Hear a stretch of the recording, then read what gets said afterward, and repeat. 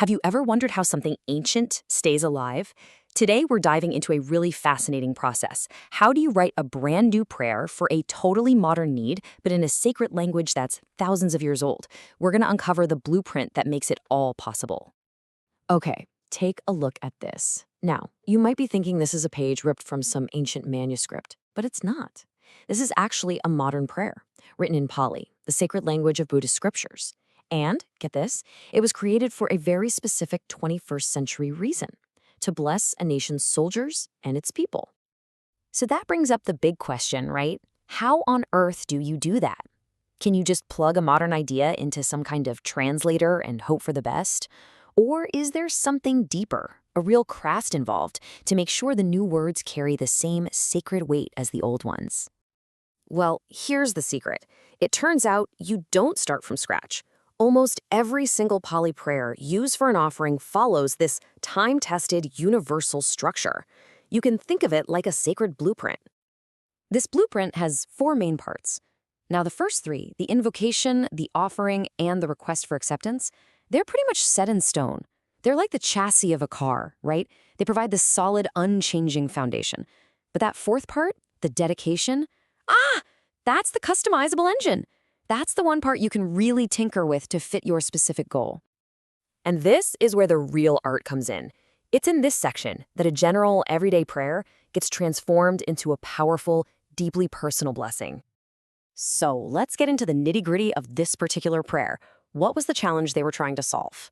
The goal was to dedicate an offering of Buddha statues for a very, very specific cause. A standard dedication is usually pretty general, often for the person making the offering, for our own benefit and happiness. But this new intention was way more specific. It was for the soldiers protecting the nation and for all its citizens. So how do you possibly bridge that gap using ancient Pali? Well, the first thing the linguist had to do was break the request down into its core pieces. It's kind of like a puzzle. Who is this for? Well, the main beneficiaries are the soldiers. Then, the nation's people. What's the goal? To be free from all danger. What's being offered? 3 Buddha statues. And who are they for? The community of monks. These are the essential building blocks.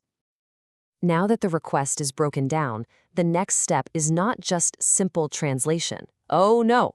This is about carefully choosing words that have the right spiritual weight, the right historical vibe. It's about finding true words of power from the Pali linguistic toolkit. For soldiers, they landed on the word yoldanam. This doesn't just mean soldier in a generic sense. Its root, yud, means to fight. So this word immediately brings up feelings of heroism, of valor, of someone actively protecting others. It's a much more powerful and respectful term. And for the people, they chose ratavasinam. Now this is a very formal, very precise term. It's a combination of rata, which means state or nation, and vasin, which means dweller. So literally, of the state dwellers. It gives this sense of official citizenship, which is absolutely perfect for a formal, sacred text. You see, it's this incredibly careful, meticulous word choice that takes a simple, heartfelt request and elevates it into a truly powerful, sacred intention. Okay, so we have our universal blueprint, and we've got our custom-crafted parts.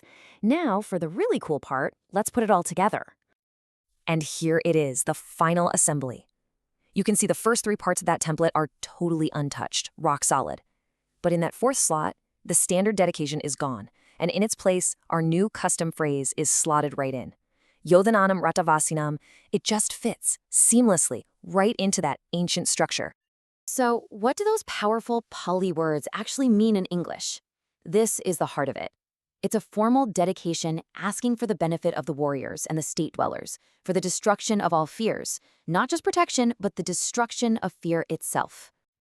And just like that, the mystery is solved. By merging that timeless blueprint with these carefully chosen new words, a simple structure becomes a profound blessing. But hold on, writing the prayer is really only half the story. A prayer like this isn't just meant to be read on a page. It's designed to be used. Its real power is unlocked when it's part of a formal ceremony. The ceremony itself has a really clear 4-step flow. First, you start with veneration, a standard homage.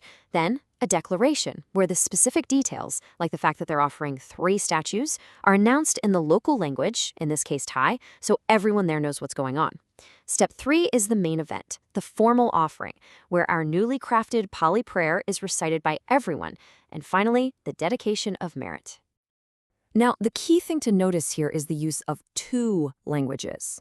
You've got the local language, Thai, for human, everyday understanding, and then you have the sacred language, Pali, for that timeless, formal offering to the monastic community. And this dual language approach is completely intentional. It creates this beautiful separation between the worldly, physical details of the gift and the sacred, symbolic act of giving. One is for the people here and now. The other connects the act to a tradition that spans millennia. So let's just quickly recap. What are the 3 pillars that make this whole thing work? First, you need that universal, stable template. Second, you need precise, meaningful customization. And third, you need a structured ritual, a formal context for its application. You absolutely need all 3. When you put it all together, what this process really shows us is that tradition isn't some dusty relic of the past, frozen in time. It's a living, breathing system of meaning, a kind of grammar that can be skillfully and respectfully adapted to meet the needs of today. And that kind of leaves us with one last big question to chew on. This idea of blending ancient structures with modern needs doesn't just have to apply to prayers, right? What other parts of our world, what other challenges could be met by taking this same thoughtful approach? Thanks so much for joining me today.